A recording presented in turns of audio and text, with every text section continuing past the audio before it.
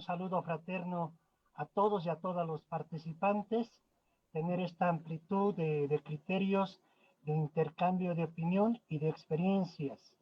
Yo voy a compartir la pantalla, si me permite, para poder trabajar el área temática que he preparado y quiero compartir con ustedes. Voy a hacer una revisión más bien de la relación, la triada entre el poder mediático, el poder político y el poder económico. Pero quiero compartir con ustedes una primera instancia y una referencia. En Bolivia tenemos aproximadamente más de 40 y tantas cadenas de comunicación. Y recientemente, o sea, hace 2 años les digo, hemos instalado una carrera de periodismo.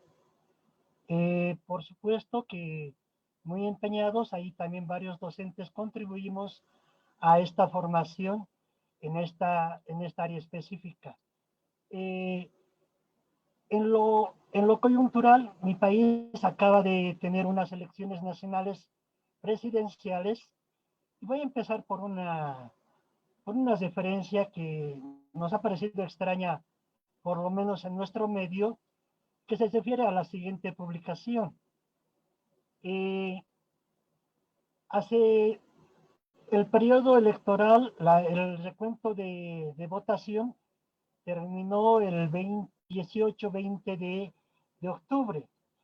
Y el señor Pumari, que lo ven ahí en pantalla, fue candidato a vicepresidente por un frente político.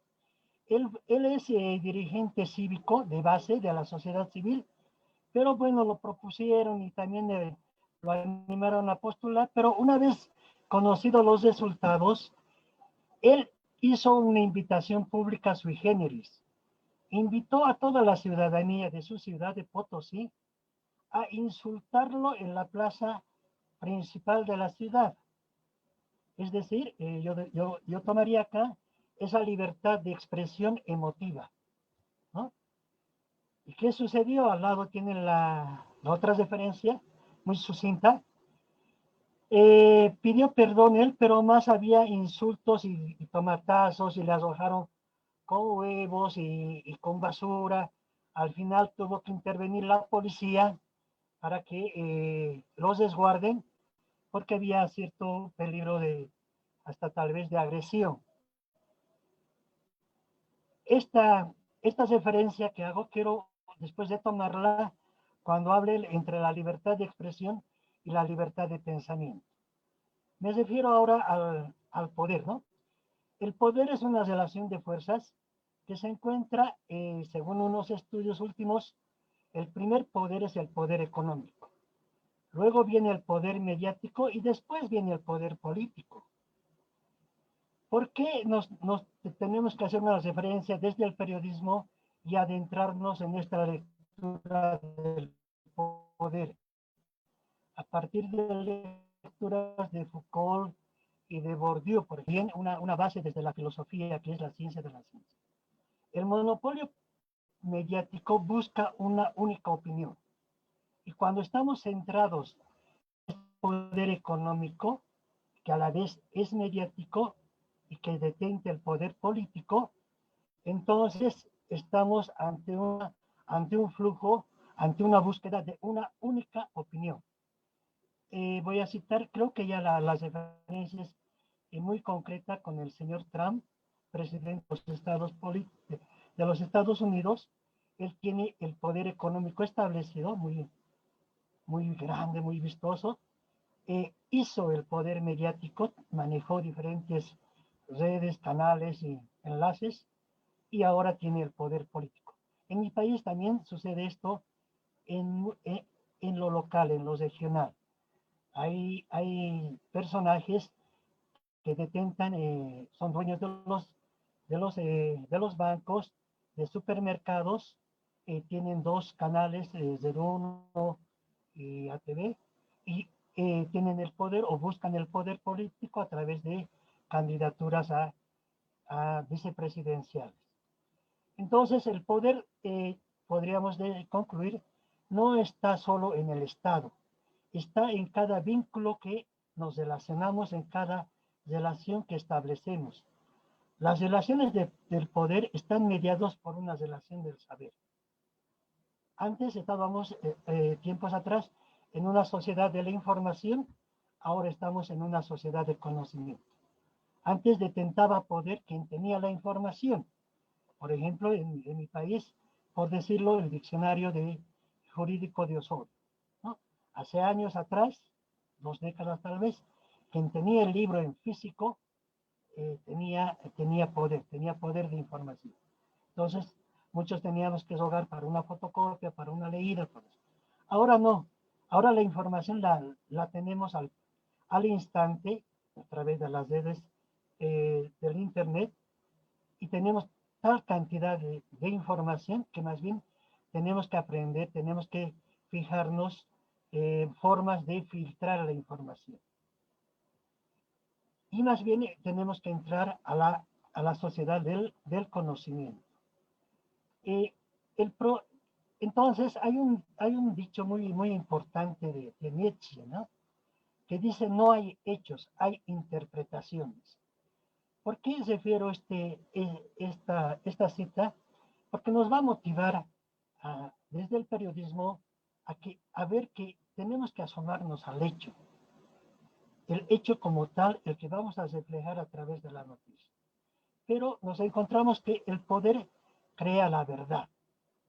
El poder busca asentar la verdad.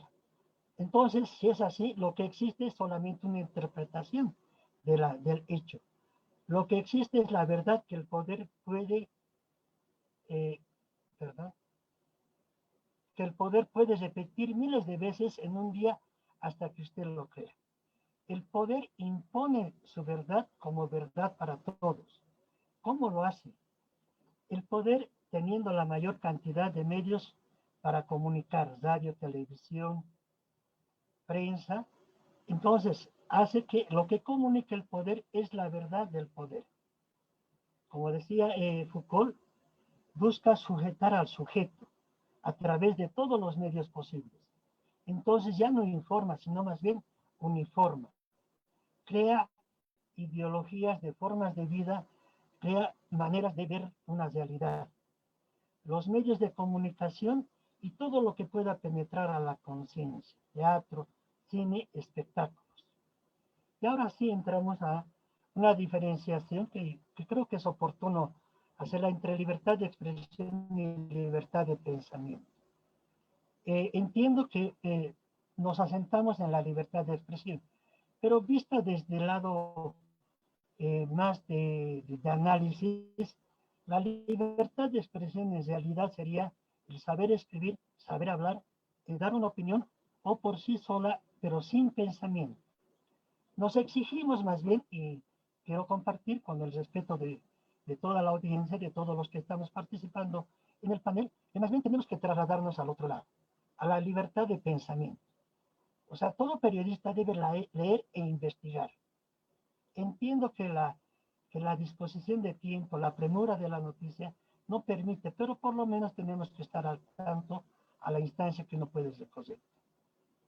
Acá en Bolivia, por ejemplo, un colega, un amigo, Roberto Navia, quien tiene 2 premios Rey de España, le exigió a su medio impreso crear la unidad de investigación en periodismo. Y lo estableció como una unidad dentro del periódico, era la unidad de investigación. Entonces, ese avance, por ejemplo, permite que trabajemos, digeremos más la información que vamos a dar. Luego, nosotros esforzarnos en esa capacidad intelectual que nos va a dar sabiduría, que no es esa sabiduría medieval, sino es la sabiduría de saber interpretar, de saber leer las cosas. Un conocimiento que quiere decir que sí, yo puedo referir algo sobre algo que conozco, sobre algo que tengo investigación y algo que me ha adentrado a conocer. Pero sobre todo, tiene que ser crítico. Tiene que ser crítico y cuestionar lo establecido. no aceptar esas medias verdades o verdades impuestas por ese poder que estábamos hablando en esa cita. Voy a citar un párrafo de Soren Kierkegaard, quien dice: la gente pide libertad de expresión como una compensación por la libertad de pensamiento que rara vez lo usa. Y más allá también, Mao Zedong nos dice que no ha investigado no tiene derecho a hablar. Entonces, un primer punto que quiero compartir con ustedes podrá ser esto de la investigación, del periodismo de la investigación. Eh, Ahora hemos hablado del poder económico, poder mediático y poder político. Voy a referirme ya en el detalle mismo del poder mediático. El poder mediático, nos tendríamos que preguntar por qué el poder es el que impone la verdad. El poder tiene el poder de imponer la verdad. Tener todos los medios de comunicación le permite al poder moldear las conciencias de una sociedad. En mi país, en la gestión anterior de 14 años de gobierno, quienes detentaron el poder acogieron, compraron, presionaron para hacerse de muchos medios de comunicación. No se conocen los montos, pero sí hubo pagos de hacerse de la propiedad. Además, aperturaron redes de radios comunitarias, se hicieron de diferentes canales nacionales para poder detentar esto que decimos que es la verdad entre comillas. Porque el poder mediático condiciona, conforma, forma la subjetividad de los públicos, es decir, trabaja con los imaginarios. Estos son receptores de la verdad entre comillas. No podemos entender que referido a mi país, en 14 años de gestión de gobierno, no hayan trabajado lo que habían propuesto en el discurso político. Pero claro, trabajaron con 2.000 millones de dólares para publicidad, donde nos daban que sí lo estaban haciendo bien, que una cancha de fútbol era tan importante como un hospital. Y nos hicieron creer eso, nos hicieron creer que además la modernidad tenía que estar y que Bolivia tenía que pasar por la industrialización para un, para un progreso para adelante. Entonces, hay situaciones que el, el poder, y sobre todo el poder mediático, se interesa, pone sus oficios, porque ahí está su interés de la reproducción del Estado, de la condición y de la forma establecida. Pero ahora hablemos un tanto de periodismo, ¿no? El periodismo nació para decir la verdad. Eso sí, lo tenemos que mantener como forma de nuestro diario vivir. Nosotros tenemos que asemejarnos a la verdad, al hecho en realidad, al hecho para que nosotros demos la versión de ese hecho. El buen periodista dice la verdad, el buen escritor miente porque crea ficciones, porque el buen escritor está hecho para recrear historias, para recrear mundos.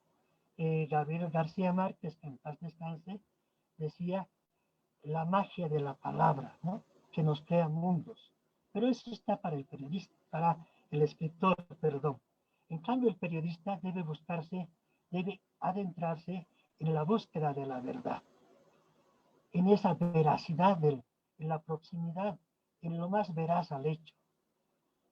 Pero encontramos que el periodismo parece que ya no dice la verdad, porque no parte de los hechos, sino parte generalmente y muchas veces parte de la fuente, ¿no? La fuente tal dijo que y punto. Y el periodista va y trabaja su nota. Pero es posible que esa fuente, o también asumimos la contraparte, la parte y la contraparte. Pero no estamos viendo que tal vez esa fuente esté creando, esté recreando, por decirlo, el hecho que ha ocurrido. Entonces, el periodismo ya no dice la verdad porque no parte de una factibilidad.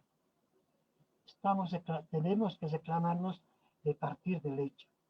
Trabaja en el aire, como dice eh, Sartre, ¿no?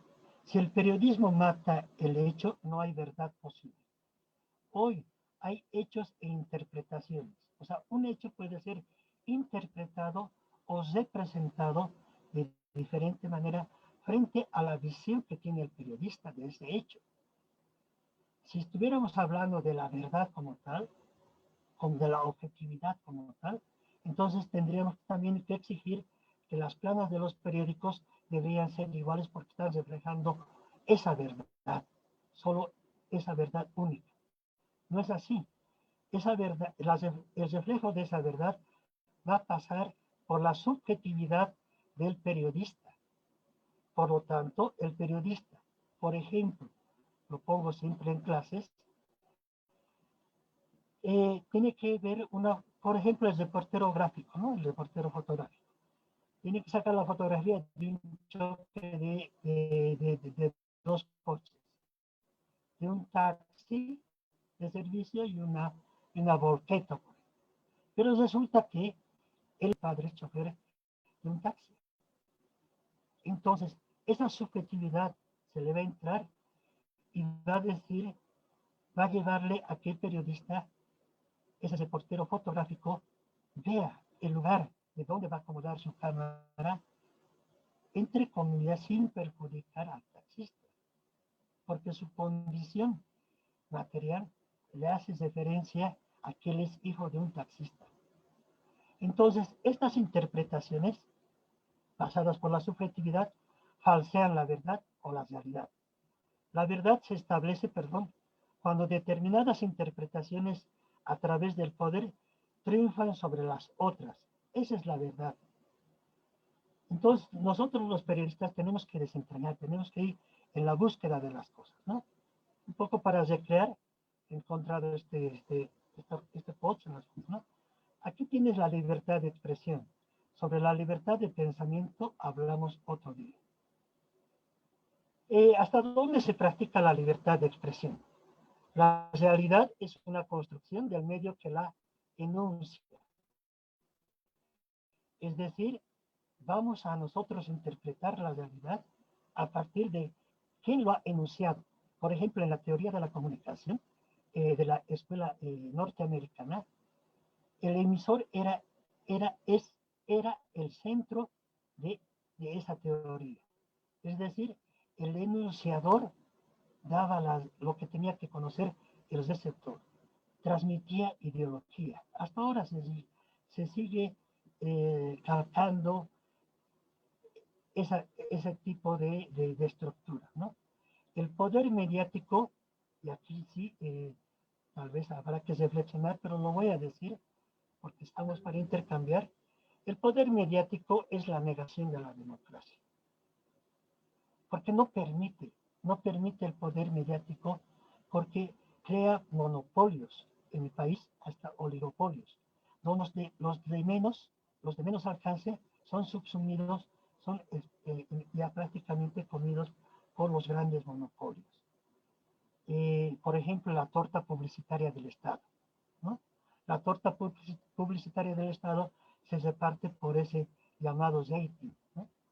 Entonces, los medios pequeños estamos marginados de esa torta publicitaria porque no calificamos en el rating. Los grandes medios sí están ahí, pero también tienen que prestar sus servicios. En mi país ha habido, en el anterior régimen de 14 años, más de una centena de una decena de periodistas despedidos de los centros de medios de comunicación. ¿Por qué? Porque eran contestatarios o por lo menos críticos a la política de ese gobierno. Entonces, a través de la torta publicitaria, presionaron para que esos periodistas estén fuera de las casas periodísticas.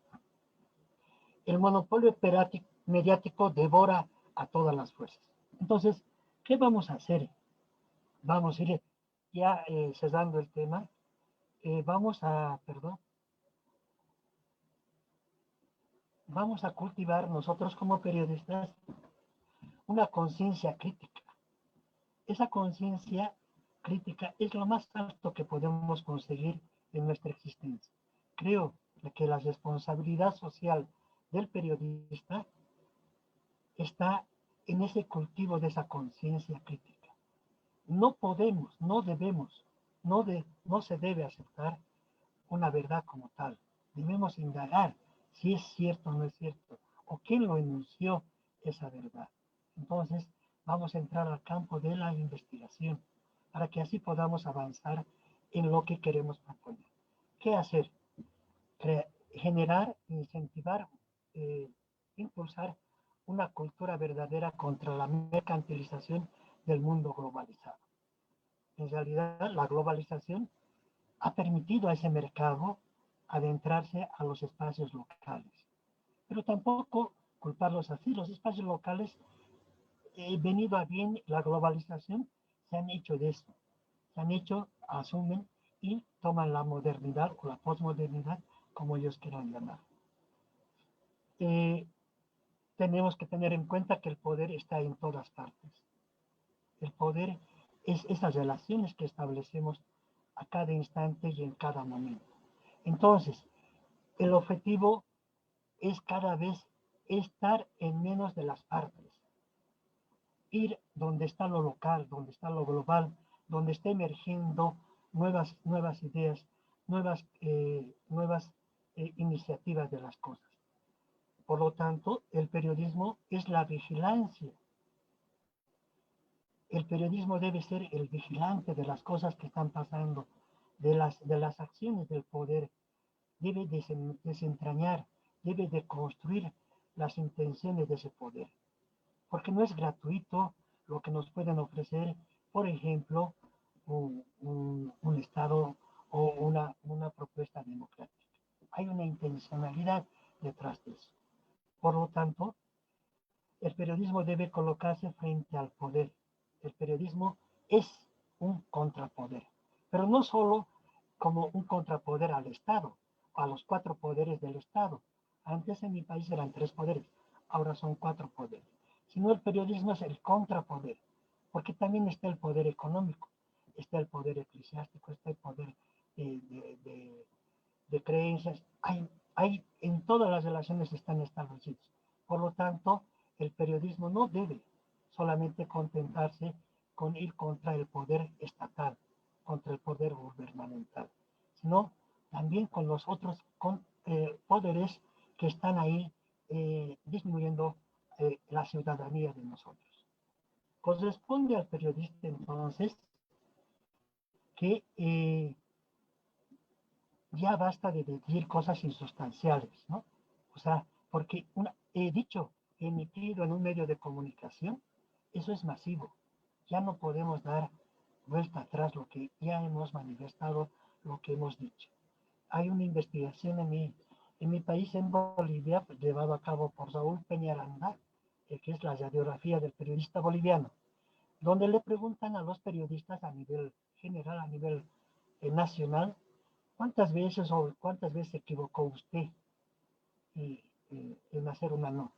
Entonces dan un porcentaje más o menos de 62%. Y cuando le preguntan también en ese mismo cuestionario, ¿cuántas veces usted rectificó? Y no pasa del 30%. Es decir, nos estamos quedando con una mitad de información que no ha sido rectificada, que la gente no ha tenido la oportunidad de esa aclaración de esa noticia que ha sido dada. Entonces, el periodista también debe cultivar la libertad de pensamiento serio, crítico y duro. El mundo actual necesita del pensamiento con seriedad y fundamento. Debemos entrar en esa libertad del pensamiento, debemos hacernos de esas prácticas de investigación, debemos hacernos de ese cultivo de conocimiento. Empeñarse el periodista en un esfuerzo mental, en una lectura e investigación, no caer en la expresión disfrazada de pensamiento, ¿sí? Por lo tanto, las personas opinan ya que no tienen la capacidad de conocer la certeza de la realidad. Nosotros como gremio de periodistas debemos plantear propuestas de incidencia política para poder tener esos espacios libres de todo acoso, libres de toda presión, y poder emitir criterios, poder emitir ideas y pensamientos. Pero también debemos usarlos. Voy a referir en el contexto local de mi país. En los años 1970 hubo una gestión de gobierno popular, ¿no? Que hubo la Asamblea Popular, lo que es el Parlamento, el Congreso, donde están senadores y diputados. En los años 70 se convirtió en una Asamblea Popular, donde había representantes de los sectores fabriles, campesinos, comerciantes, floristas, vendedores, vivanderos, todo eso. Y en esta asamblea se aprobó la columna sindical. ¿Qué dice? Todavía está vigente ese decreto. Dice que todo medio de comunicación impreso para esa fecha, todos los lunes debe ceder una columna de libre y plena libertad de pensamiento. Una columna donde los trabajadores de la prensa puedan escribir, ya sea en contra del medio, ya sea en contra del interés económico del propietario del medio, ya sea en contra del interés del partido político del propietario del medio. Pero lastimosamente, yo vengo revisando en los pocos medios impresos que quedan en mi país, no más de una decena, no hacen uso de esa columna sindical, donde podemos emitir esto de desentrañar cosas que hay rato no nos acalla. Estaría ya concluyendo y cerrando, y voy a agradecer a todos los panelistas por haber hecho este esfuerzo de participar, pero más que todo de intercambiar criterios e ideas que nos permiten avanzar en esta línea de la reflexión. Y también a todos los que están conectados, que nos sigan con estas propuestas que están en ese sentido de discutir, de reflexionar sobre los acontecimientos que vienen sucediendo en el ámbito social, económico y político. Muchas gracias a todos y estoy a las órdenes de los organizadores.